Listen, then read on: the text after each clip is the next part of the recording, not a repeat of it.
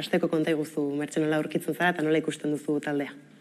Bueno, gogoz, egia da, hola bapatean etorri zitzaigula, justu ere hauteskundeak izan, eta hurrengo egunean ja, euki genuen sorpresa iragarpen hori, berriro Sánchezek hauteskundeak deitzen zitula, eta, bueno, nolabait esateko, disfrutatzeko ere denborarik apenas ez digute eman, baina, bueno, beira, guretzat, bueno, sorpresa hori kenduta egia da, batez ere egiturako jendea eta lanean nahitu den jendea kanpainan, berriro beste kanpaina batean sartzea, neketsua izan daiteke, baina, bueno, ni jendea ikusten dute gogoz pozik guk ere kanpaina egin genuen, eta, bueno, ez dakit nolabait segida hori hartu dugu, ez? Esan de, bueno, ez da ezer gelditzen hemen, goaz aurrera eta lantaldea eta jende guztia ere espiritu berdinakin ikusten dut, ez dakit animatuta gaude eta indarrez gaude gogotsu, bai.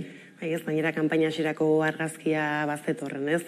Udako oporaldiekin batera, Sanferminekin batera, baina bai argi badagoena da kanpaina ezberdinak ikusiko ditugula Euskal Herrian batetik eta bestetik Espainian. Zentzu horretan askok esaten dute, ez? Horretara begirako hauteskundeak gogorrak izaten direla, kanpaina berak ez dakitzuk nola erreparatzen dioztu horri? Bai, bueno, zer da, neria da 3. kanpaina, aurrekoetan, gero etzan osatu, investidura saioa bertan bera gehatu zen, etzun lortu Sánchezeke babesa nahikoa, eta berriro konbokatu ziren, beste kanpaina bat euki genuen, 4 hilabeteko aldi horretaz, eta, bueno, gogorrak, bai, izaten dira, igual arrotzagoak guretzat, segura eskiz, azken finean, Madrilek eskaintzen diguna, Euskal Herritar ikuspuntutik ikusita, gutxiago izan daiteke, eta orduan batez ere, da, mezu guztiak oso estatalak direlako, eta gaur egun ere ikusten ari gara, kanpaina honetan, ez? Nolabaiteko bipartidismo hori hiltzatu nahi dutela, eta horretara eramaten dutela kanpaina guztiak, baina, bueno, nik usteet, gure mezua kokatzeko arazo gehiagirik ez dugula izaten, eta oraingo kanpainan batez ere, usteet, tokia bilatzen ari garela ondo, gainera, ez? Azken finean, egindako lanak aurkezten gaitu eta nik usteet alde horretatik, ziurtasun guztiarekin goaz, emaitza onak izango ditugula, batez ere jendeak ja ezagutzen gaituelako eta badakielako zer egitera goazen ez Madrilera. Eta nik usteet Euskal Herritar askok eta asko bat datozela horrekin. Beraz, bueno, nik uste alde nolabait esateko mezuaren kokapena erresa dugula hortik abiatzen balin bagera, ez? Bai, zentzu horretan egia da bertoko alderdiek, bai Euskal Herria Bilduk eta EAJ baita ere antzeko mezu batit iraka, ez? Jarri duzuela kanpaina erdi aldean nola Euskal Herriko ahotsa, ez? Madrilera eramatea, ez kokatzeko hauteskunde hauek, Sánchez eta Feijóoren artean bakarrik, gurean zer dago jokoan hauteskunde hauetan? Gurean gauza asko daude, eta mezu berdina izan dezakegu edo antzekoa, bai, egia da, ahotsa nola ez, Euskal Herriko ahotsa garela gu ere, baina kontua da zertarako, ez, eta zertarako hortan, eta zertarako erabiltzen diren bozka hoietan dago gakoa eta dago desberdintasuna. Nik esango nuke jarraipen bat egitera goazela, orain arte egindakoari, 4 urte hauek oso emankorrak izan dira, Euskal Herria Bilduk lorpen handiak egin ditu, bai aurrekontuetan sartu garenean, baita ere hainbat lege eta egitasmo mai gainean jarri direnean, eta ez bakarrikan bultzatzeko edo progresista diren politika batzuk aurrera ateralizateko, baizik eta politika horiek hobetzeko, hau da, lege asko, gaur egun ditugun lege asko, eta Euskal Herriari eragin handia dutenak, ez lirateke berdinak izango, eta antza gutxi izango luteke, gure interbentzio hori gabe. Hori horrela da, eta hori nik uste ez dute onartuko, baino kanpainan gaudelako, baino egia da, egin handi batean, hobetu egin ditugula legeak, eta asko hobetu ditugula, ez? Hortik aurrera ere, zergatik bozkatu Euskal Herria Bilduri, gugarelako bakarrak, indar bakarra, ziurtatuko dutena eskuinari ateak itxiko dizkiogula, eskuin osoari. Eta hori Euskal Herria Bilduk bakarrik egingo du gaur egun.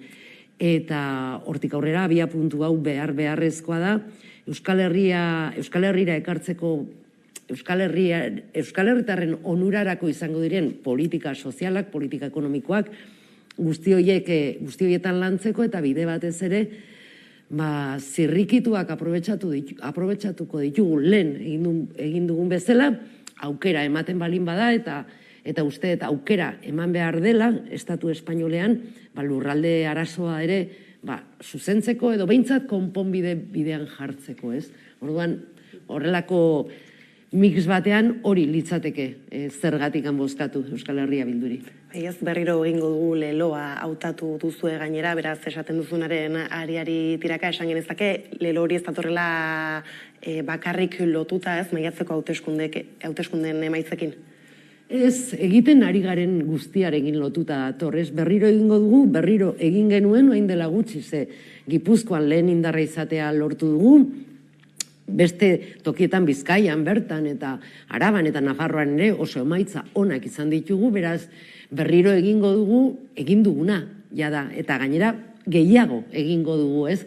Horretan murgiltzen gera, eta ni konbentzituta nago gainera, ez? Horrela izango dela, badakite hauteskunde arraro xamarrak izango direla, uda bete-betean gaude, jendeak normalean txipa aldatzen du, eta beste estenatoki batetan du burua ere, orduan alde horretatik bai zailagoa izango dela, jendea muitzea eta jendea erakartzea, horregatik egingo aprobetxatuko dut momentu honetan ere aukera hau, posta bidezko bozka egitea zein importantea den, ez? Zalantzak balin badaude edo beti ere zerbait ziurtatzeko egin dezatela lehen eta bozkatzea hauteskunde hauetan inoiz baino garrantzia handiagoa izango duela, eskuinari ateak jartzeko, leihoak isteko, beste batzuek agian irekin nahi dizkioten leiho hoiek segun eta ze konbenientzietara datorren, guk ez du egingo eta gainera Euskal Herritarren alde erantzungo dugu, behin eta berriro eta zerbait frogatu balin badugu hori izan da ez. Aipatu ditugu tarteka maiatzeko hauteskundeak, ez? Hor da azpimarratzekoa nola Euskal Herria Bildu gailendu zen, Euskal Herrian hala ere gero ikusi genuen, ez? Seida nola etorri zen AJaren ahalegin handia Euskal Herria Bildu hainbat agintetatik kentzeko, eta tira, ez? Reparatuta nolako zurrumilloak iritsi den ostera, EAJak PPrekin batera eginiko harreman guzti horiek datorrenari begira irakaspen ikusten dute. Bueno, egindakoak hor daude eta jendeak uste dute ikusi duela eta hainbat jendearentzat baita ere EAJari bozka eman dion jendeak, ez dagoela batere ados erabaki horiekin, ez? Azken finean, herriak hitz egin du eta herritarrei esandakoari uko egitea, ez da gustokoan, ikuste ez dakite izango duen erantzuna, guk bai garbi daukaguna dela, garbi adierazten duguna, egiten dugula, besteek edo ez adierazi edo azken finean bukaeran egiten dutena da kontrakoa, ez? Norabide logiko baten kontrakoa dena, ze azken finean ez da Euskal Herria Bilduri postuak kentzeagatik, gu ez gaude erakundetan postu horiek mantentzeagatik, ez da hori gure erronka, ez da hori gure espiritua eta inoiz ez da izan gure jokatzeko era, baina gaude herritarren lorpenak mai gainen jartzeko eta herritarrek behar dutena egiteko. Azken finean, herriak esandakoari kaso ez egitea, ez dago ondo, baina asko zen larriagoa da, justu kontrakoa egitea, ez herri honek behar duenaren kontra joatea, eta hartu dian itun horiek, nik uste dut ez diala Euskal Herritarren alde, ez direla Euskal Herriaren alde. Lehentxago gainera zentzu horretan Gipuzkoa ere aipatu izan zuzu, Gipuzkoako hautagaia zaitu kasu honetan, ez? Zer mezu bidali herritarrei? Bueno, orain badutela beste aukera bat ere, Gipuzkoatik bozka Madrilera eramateko, orain arte egindakoak jarraipen bat izan dezan, eta lorpen gehiago izateko eta erabakitzeko ahalmen gehiago izateko. Hori da garrantzizkoena, nik uste bozkak izango ditugula asko, eta espero dudana da, orain arte azkeneko hauteskunde hauetan lehen indarra izan baginan, Gipuzkoan ere berriro lehen indarra izatea. hori litzateke, jendearen errekonozimendua guk egindako lanari, ze uste eta azken finean jendeak ikusi duela, ez, zer den Madrilen egotea eta zer den dauzkagun aukerak aprobetxatzea, ez, zerbait ondo egin balin badugu hori izan da, ez da izan gure interesen alde, herritarren interesen alde izan da, eta beti bezala jarriko ditugula, herritarren interesak, alderdiaren interesaren aurretik, horretarako ere ez dago, inolako dudarik horrela egingo dugula.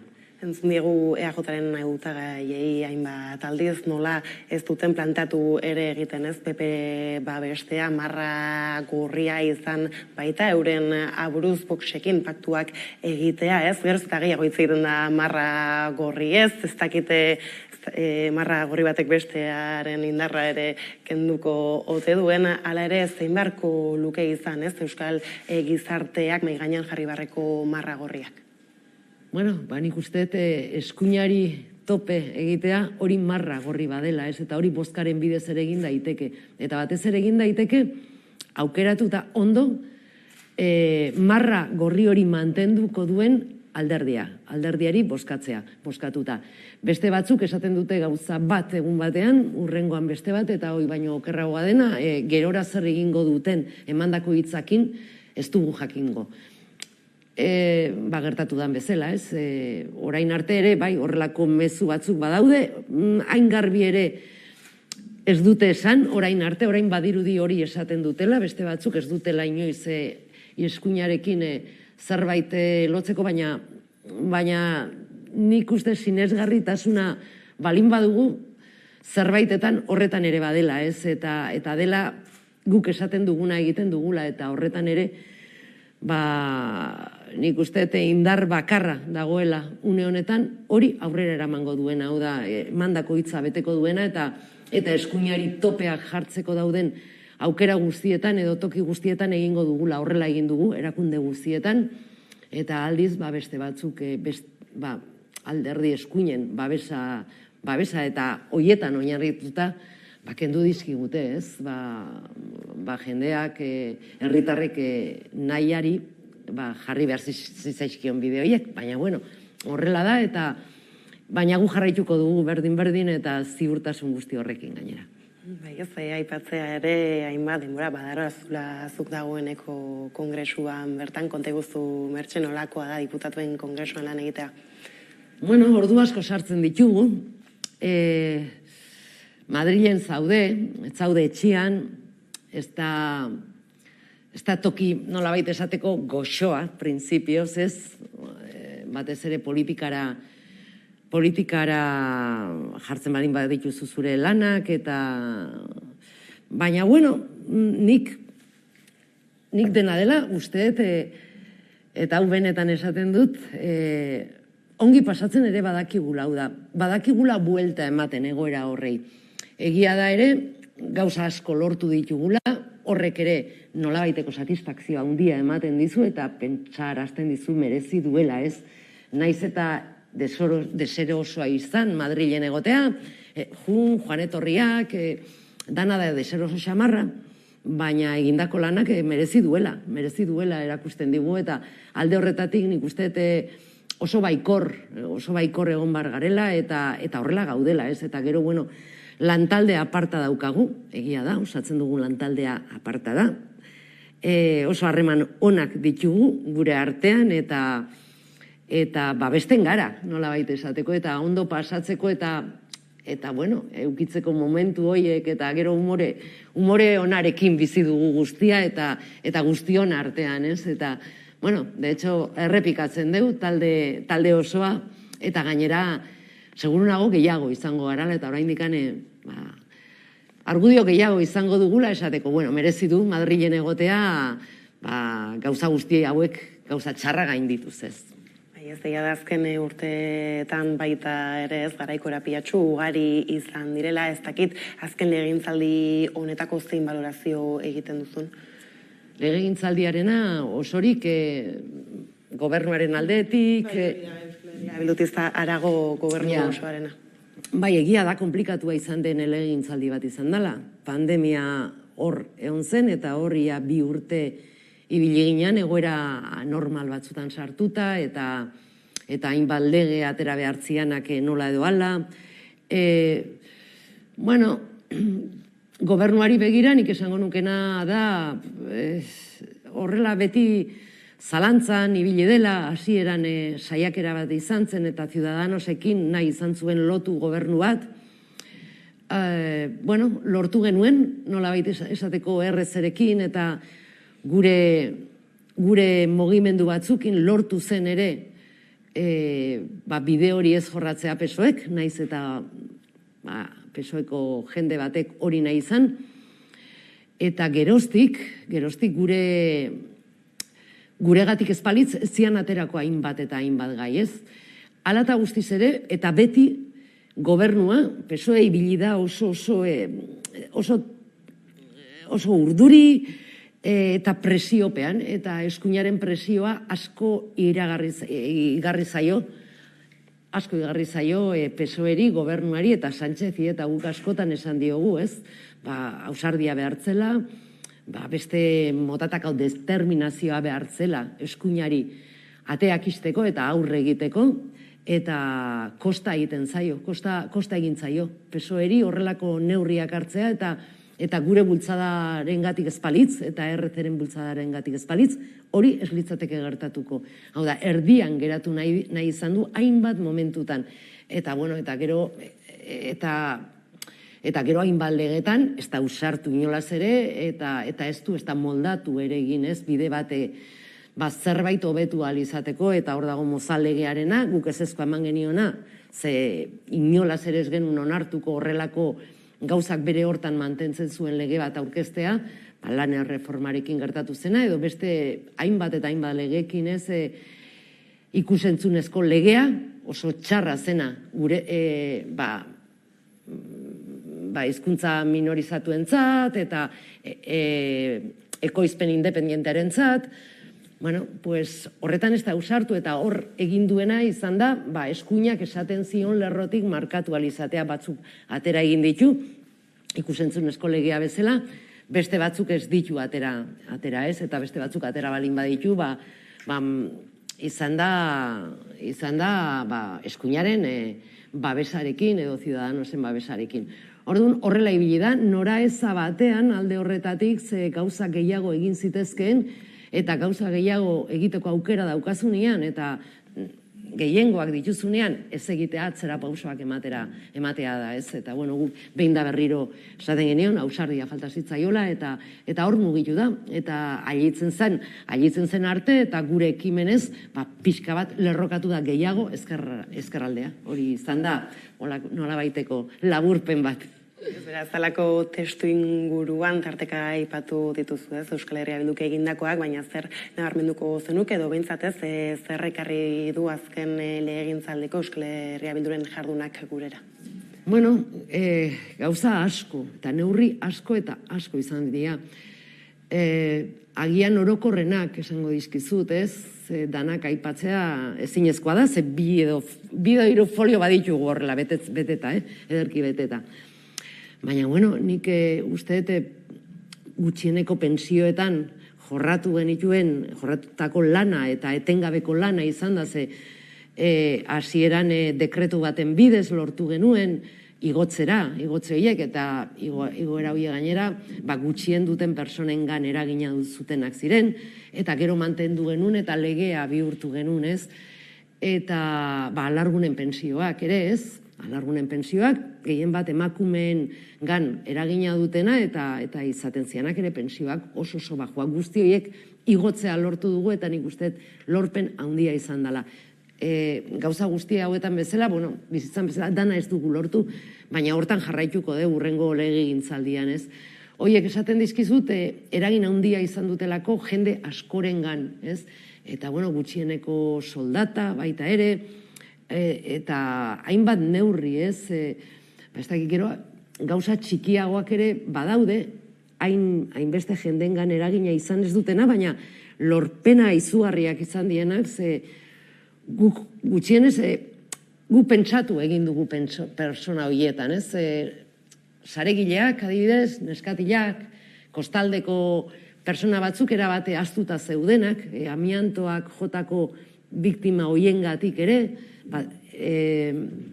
ez dakit talidomidarekin ez dira jende asko, ez da izango horrela rekonozitua izan dena, baina jende guzti horrek kriston onurak ekarri dizkiogu, ez? Orduan, badira gauza batzuk handiak direnak edo jende askori eragina egiten dietenak, eta beste batzuk, naiz da multzo txikiagoak izan, izugarrizko lorpenak izan direla, ez? Baina gauza asko, ez dakite, etxe bizitza legea, etxe bizitza legea, guregatik espaliz beste modu bat tara aurkeztuko zuten, ez? Eta etxe bizitza legeak badu ere eragina gazteengan, izugarrizko eragina dauka, eta harro gaude egindako guzti horretaz, ez?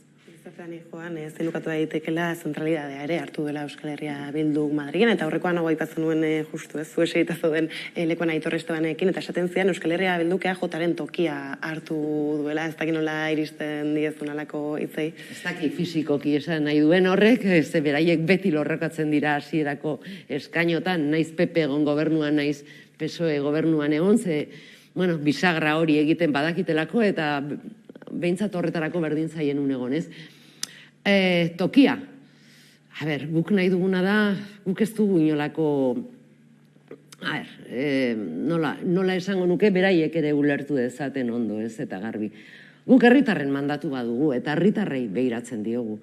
Guk ez dugu ez dakite bide ertzetik datorren PNV-ri begira, edo ez ditugu gauzak egiten PNV-ek egiten duenaren arabera, ez da gutxibik ere, gure bidea daukau. Eta Madrilen egin behar duguna, uste dala herri honen defentsaren alde, alik eta lanik honena egin, eta hori da gu egiten ari garena. Beste interesi gabe, guk bai ez daukagula eskuak ez ditugu lotuta beste interesengatik.